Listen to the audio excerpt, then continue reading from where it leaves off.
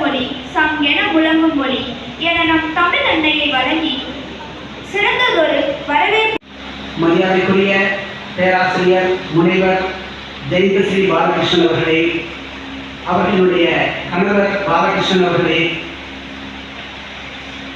கல்லூரியினுடைய பொருளாளர் திரு சுரேஷ்குமார் அவர்களே, கல்லூரியினுடைய செயலாளர் திரு நாராயணசாமி அவர்களே, கல்லூரியின்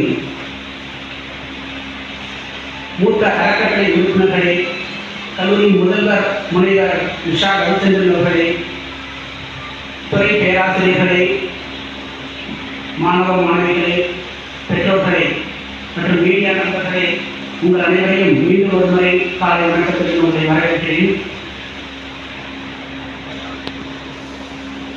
இன்றைய சிறப்பு விருந்தினர் நாங்கள் முதலாம் ஆண்டு முதல் பேட்ச் மாணவர்கள் 2019 எங்கள் கல்லூரி ஆரம்பிக்கும் பொழுது அன்று சிறப்பு விருந்தினராக வந்து நம்மை கௌரவப்படுத்தினார்கள். கிட்டத்தட்ட 5 வருடங்களுக்கு பிறகு இதை மறுபடியும் ஒரு முதலாம் ஆண்டு மாணவர்களை வரவேற்பதற்காக அவர்கள் தொடர்ந்து அவர்களுடைய பணிச்சுமை காரணமாக தொடர்ந்து அவர்கள் வெவ்வேறு நான் மேடத்தோட பேசிட்டு பேசணும். தொடர்ந்து ஒரு மாதமாகவே அவங்க வந்து டெய்லி டிராவலில் தான் இருக்கிறாங்க.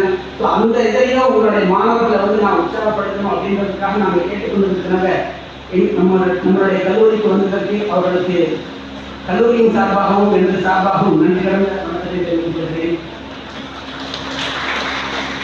எல்லா வயதிலேயும் கவரக்கூடியதாக இருக்கும். சின்ன வயது முதல் பெரிய வயது அனைத்து வகையான வயதிலேயும் கவரக்கூடிய வகையிலே அவர்களுடைய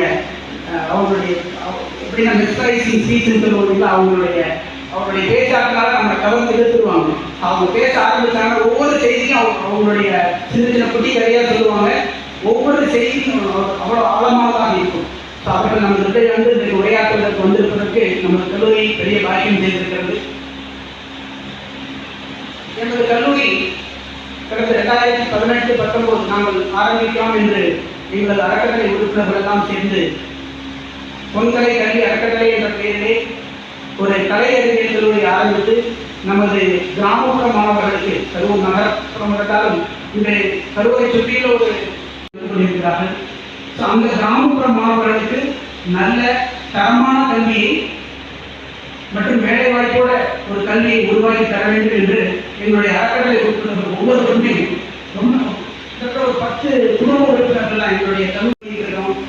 அந்த வகையில் எல்லா அறக்கட்டளை உறுப்பினர்களும் எப்போப்பெல்லாம் எங்களுக்கு வந்து ஆலோசனை செய்யப்படுதோ அவர்கள் நல்ல முறையில் வந்து ஆலோசனை கொடுத்து இந்த கல்லூரி இந்த அளவுக்கு வந்திருக்கிறதுனா அறக்கட்டளைகளுடைய உறுப்பினர்களுடைய ஒத்துழைப்பு தான் அதற்கு காரணம். வர வேண்டும். அதே போல் அவர்கள் வெளியே வரும்பொழுது அவர்களுக்கு ஒரு வேலை வாய்ப்பையும் கல்லூரி ஏற்படுத்தி கொடுக்க வேண்டும் என்ற ஒரு கோச்சிங் இவங்களோட சேர்ந்து இன்னைக்கு டிஎன்பிஎஸ்சி யூபிஎஸ்சி போன்ற தேர்வுகளுக்கு நம்ம பயிற்சி வகுப்புகளை நடத்தி கொண்டிருக்கிறோம். அதே மாதிரி காமர்ஸ் ஸ்டூடெண்ட்ஸ் எல்லாம் பார்த்தோம்னா ஜிஎஸ்டி அப்படின்ற ஒரு இந்த புதுசாக வந்திருக்கிறதுனால நம்ம அதுக்கு தேவையான நம்ம கல்லூரியிலிருந்து ஒரு ஆடிட்டர்களை நியமித்து ஜிஎஸ்டி கோர்ஸ்லேயும் நம்ம நிறைய மாணவர்களுக்கு அவருடைய வேலைவாய்ப்புக்காக பிளேஸ்மெண்ட் ட்ரைனிங் அதுக்கு தேவையான பயிற்சி வகுப்பு அதுவும் நம்ம சிறப்பாக பண்ணிட்டு இருக்கிறோம். மாணவர்களுக்கு கம்யூனிகேஷன் நம்ம நாளைக்கு விடுறாங்கன்னா அவங்க வெளியே கல்லூரி விட்டு வெளியே வரும்பொழுது அவர்கள் ஒரு கான்ஃபிடன்ஸோட வெளியே வரணும். ஒரு வேலை வாய்ப்போட வெளியே வரணும். இந்த சமுதாயத்திலே ஒரு நல்ல ஒழுக்கமுள்ளவனாக இந்த சமுதாயத்தை வழிநடத்தக்கூடிய ஒரு மாணவனாக வெளியே வர வேண்டும் என்ற அவர்களுடைய எதிர்பார்ப்பை நாங்கள் புரிந்து கொண்டு அந்த எப்படி நம் கல்லூரியில் வந்து நாங்கள் வந்து எப்படி அவர்களுக்கு மாணவர்களை வழிநடத்துகிறோமோ அதே போல நாங்கள் பெற்றோர்கள் என்ன கேட்டுக்கிறேன்னாக்க அதிக நேரம் உங்களோட தான் மாணவ குழந்தைகள் உங்களோட தான் இருக்கிறாங்க. அதனால உங்களுடைய இன்னைக்கு வந்து மீடியா செல்போன் வந்து அவங்களுடைய மாணவர்களாகட்டும் நம்மளுமே கல்லூரியிலேருந்து வராங்க அப்படின்னா எப்போ டைம் கிடைக்குதோ அப்போ அவங்ககிட்ட பேசுங்க, என்ன நடக்குதுன்றதை நீங்கள் தெரிஞ்சுக்கங்க. அவங்களுடைய பாடி லாங்குவேஜ்லேயோ அவங்களுடைய நடைமுறையில் ஏதாவது வித்தியாசம் தெரியுதுன்னா அதை நீங்கள் தான் ஐடென்டிஃபை பண்ணுறீங்க. ஏன்னா டீச்சர்ஸ் வந்து டெக்னாலஜி வளர அது எவ்வளவோ நிறைய நல்ல விஷயங்கள் இருக்குது. எவ்வளவு நல்ல விஷயங்கள் இருக்கோ அந்த அளவுக்கு கெட்ட விஷயங்களும் அதில் இருக்கும். அதை நம்ம எப்படி பயன்படுத்திக்கிறோம் அப்படின்றது தான் நம்மளுடைய முக்கியமானது. ஸோ இன்னைக்கு ஒவ்வொருத்தருமே ஒரு இலக்கை நிர்ணயிங்கள். என்னவாக அந்த பள்ளிக்கூடத்திலிருந்து நம்ம காலேஜுக்கு வந்துட்டோம். காலேஜ் முடிச்சுட்டு 3 ஆண்டுகளுக்கு பிறகு நம்ம என்னவாக ஆக வேண்டும் என்பதை நீங்கள் ஒவ்வொருத்தருமே ஒரு கோல் செட் பண்ணிக்கணும். ஸோ அதை கலை மற்றும் அறிவியல் கல்லூரியின் ஒரு மிகப்பெரிய அசெட் அப்படின்னு சொல்லணும்னா அது நம்மளோட ட்ரஸ்ட் மெம்பர்ஸ் தான். ஸோ அவங்களுடைய கோஆப்ரேஷன், அவங்களுடைய சப்போர்ட்னால தான் இன்னைக்கு இப்படி ஒரு கல்லூரியில் இப்படி ஒரு ஈவெண்ட் நடக்குதுன்னா முதல் காரணம் நம்மளுடைய ட்ரஸ்ட் மெம்பர்ஸ். அவங்களுக்கு ஃபேக்கல்டி டீம் அண்ட் ஸ்டூடெண்ட்ஸ் சார்பாக மிகப்பெரிய நன்றிகள் அண்ட் வரவேற்பு. அதே ரெஸ்பான்சிபிலிட்டியோட அதே செகண்ட் பேரண்ட்ஸ் அப்படின்னு சொல்றது வெறும் வேர்ட்ஸ் கிடையாது, அது எல்லாருமே. இவரது மழையிலே மனிதர்கள் என்ற படைப்பு மிகுந்த வரவேற்பையும் பாராட்டுதலையும் பெற்றதாகும். இந்தியாவின் பல பல்கலைக்கழகங்களில் பேராசிரியர்களுக்கு கற்பிக்கின்ற பெருமை படைத்தவர். இந்திய தேசிய அளவிலும் பன்னாட்டு அளவிலும் 40க்கும் மேற்பட்ட ஆய்வு கட்டுரைகளை சமர்ப்பித்தவர். அருட்செல்வர் நா. மகாலிங்கம் மொழிபெயர்ப்பு என்கிற தலைப்பில் உரையாற்றியவர்.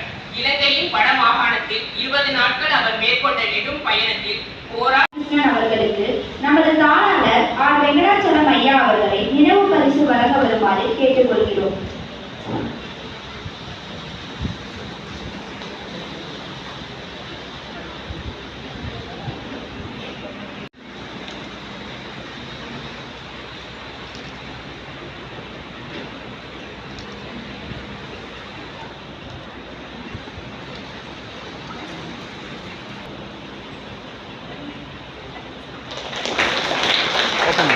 Open.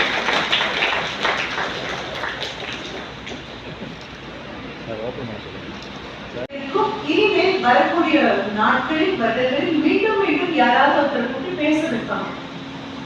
எதற்காக பேச வைக்கிறாங்க அப்படின்னு ஒரு சந்தேகம் இருந்தாலே, ஏதோ உங்களுக்கு வகுப்பு நடக்க வேண்டாம், அப்படியே வந்து உட்காந்துருக்கலாம், படப்படன்னு கண்ணை வச்சுக்கிட்டு அப்படியே பார்த்துட்டு இருக்கலாம். அதுக்குள்ள 1000 கற்பனைகளோட ஆனால் முகம் மட்டும் அவங்களே பார்த்துட்டு இருக்கிற மாதிரி. அதற்காக அல்ல. இங்க இருக்கக்கூடிய பெரியவர்கள் பல பேருக்கு தெரியும், நிலத்து உழுது பண்படுத்தி ஒரு மழைக்கு அப்புறம் விதை தூவலாம் அப்படின்னு நினைச்சு ஒரு தடவைக்கு 4 தடவை உழுதுட்டு போயிருப்பாங்க. திரும்பி ஒரு 15 நாள் இருக்குதுன்னா நல்ல மழைக்கு அப்புறம் இனி விதை முறையிடலாம் அப்படின்னு வரும்பொழுது பாத்தீங்கன்னா விட்டு மாதிரியே நிலம் இருக்காது. நிலத்துல என்ன இருக்கும் அப்படின்னா களைகள் முளைச்சிருக்கும். இந்த களை முளைக்கிறதுக்கு யாரும் விதை தூவ வேண்டிய அவசியமே கிடையாது. விதையை தூவாமல் களை முளைச்சிருக்கும். அப்ப இந்த விவசாயி மறுபடியும் என்ன பண்ணுவாங்க தெரியுமா, அந்த களைகளை எல்லாம் அப்புறப்படுத்தினதுக்கு அப்புறம் தான் விதையை மறுபடியும் தூவ முடியும். இல்லைன்னா அந்த விதைக்கு போடக்கூடிய உரமாகட்டும், வளமாகட்டும், நீராகட்டும், அத்தனையும் உறிஞ்சி குடிச்சு களைகள் வளர ஆரம்பிச்சிடும். இது வெளியில நடந்தா எல்லாருக்கும் தெரியும், மண்ணுல விதை தூவி களைகள் முளைச்சா கண்ணுக்கு தெரியும். ஆனா ஆசிரியர்களுடைய பிரச்சனை வேறு. மண்ணுல விதை தூவினா கண்ணுக்கு தெரியும், மனசுல தூவினா எப்படி தெரியும்? அப்ப இந்த குழந்தைகள் மனதுல தான் நாங்க எங்களுடைய விதைகளை தூவணும். அந்த விதைகளை தூவும் பொழுது தேவையில்லாத எண்ணங்கள் கலைகள் கண்டிப்பாக இருக்கு. எதுக்காக உங்ககிட்ட நான் சொல்றேன், இந்த குறிப்பிட்ட தேதி எடுத்துட்டோம், ஒரு 4ஆம் தேதியில இருக்கும், ஜூலை மாதம் 7வது மாதம் 2024 இருக்கும். யாரோ ஒரு பெண்மணி பேச வரப்பாங்க, காலையில வகுப்பு கண்டிப்பா கிடையாது அப்படிங்கிற நினைப்பு மாதிரி நீ ஒவ்வொருத்தரா நிறைய பேர் பேச வருவாங்க. மறக்காம ஒரு விஷயத்த முதல்ல பண்ணணும், கையில சின்னதாக ஒரு நோட்புக்கும் ஒரு பேனாவும் இல்லாமல் இனி இது மாதிரி பேச்சுறதுக்கு வரக்கூடாது அப்படிங்கிற முடிவை நான் பேசக்கூடிய வார்த்தை உள்வாங்கக்கூடிய குழந்தைகள் அத்தனை பேர் எடுப்போம். எல்லாரும் அதை உள்வாங்குவீங்க நான் கண்டிப்பா சொல்ல மாட்டேன், அது ஒரு மூட நம்பிக்கை தான். ஆனா யாருமே எடுக்க மாட்டீங்க அப்படிங்கிறதும் மூட நம்பிக்கை. ஒரு 10 குழந்தைகள் அவங்களுக்கு இல்ல, அந்த பெண்மணி சொன்னாங்க, அவங்க சாதாரண மேடை பேச்சாளர்கள் அல்ல, ஒரு கல்லூரி 35 ஆண்டுகள் பணிகள் இருந்திருக்காங்க, எங்களை மாதிரி குழந்தைகளை பார்த்திருக்காங்க. அப்படி பார்த்திருக்கக்கூடிய நபர் எங்ககிட்ட சொன்னது என்ன அப்படின்னா, கையில ஒரு சின்ன குறிப்பேடு ஒன்று, ஒரு சின்ன ஒரு நோட்டு புத்தகம், அது நீ விலை கொடுத்து வாங்க வேண்டிய தேவை கூட இல்லை. குழந்தைகள் எல்லாருக்கிட்டையும் மீண்டும் மீண்டும் நான் சொல்றேன், கண்டிப்பாக விலை கொடுத்து வாங்க வேண்டிய தேவை கூட இல்லை. உன்னுடைய பழைய நோட்டு ஏதாவது இருக்குமே, ஆனால் அதை பிரித்து ஒன்னால ஒன்று உருவாக்க முடியும். தேதியை போடு, இன்றைய தேதிக்கு இந்த நபர் எங்கள் கல்லூரிக்கு வந்தார்கள், இந்த நபரை நான் சந்தித்தேன், இவர்கள் சொன்ன இந்த வார்த்தை எனது மனதில் ஆழமாக விழுந்திருக்கிறது அப்படின்னு குறிப்பெடுக்கிற மாதிரி மிக அழகாக இருந்தது. உங்களுடைய இணைப்பை தொடங்கும் போது அவ்வளவு அழகா தொடங்கினீங்க, மிக்க நன்றி. முன்னால் அந்த மைக்க வச்சுட்டு உட்கார்ந்த குழந்தைகளுக்கு மிகப்பெரிய நன்றி. பெற்றோர்கள் ஒரு தடவை பார்த்துக்கோங்க, அடுத்த வருடம் வரும்போது உங்க குழந்தை மேடையில ஒருத்தர் அறிமுகப்படுத்துறதோ, உங்க குழந்தை அவர்களுக்கான மெமெண்டோ கொண்டு வந்து கொடுக்குறதோ, இந்த மாதிரி குழந்தைகள் மாதிரி பேசுறதோ நல்ல தாராளமா கைக்கலாம். ரொம்ப கண்டிப்பாக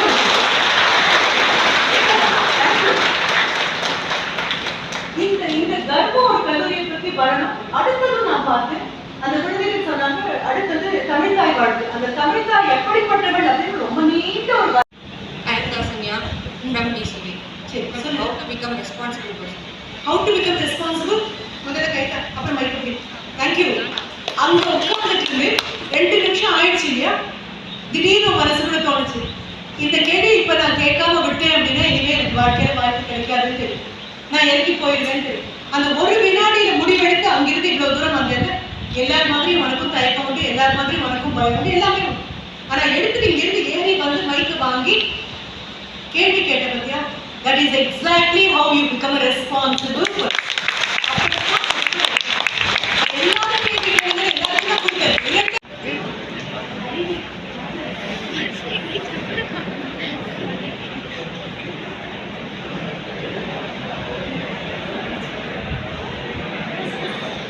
ஒரு நிமிஷம்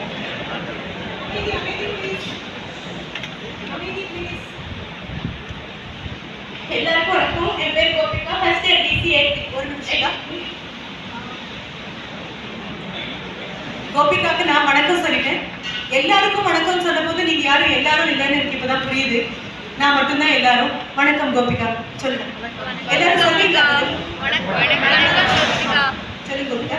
எந்த கேள்வியும் இல்லை. ஆனால் ஸ்கூல்ல இருந்து மேடையில பேசணும்னு ஆசை.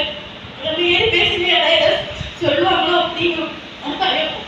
இதுக்கு முன்னாடி விட்டேன்னா இந்த வாய்ப்பு எனக்கு கிடைக்காது. அதனாலதான் வந்து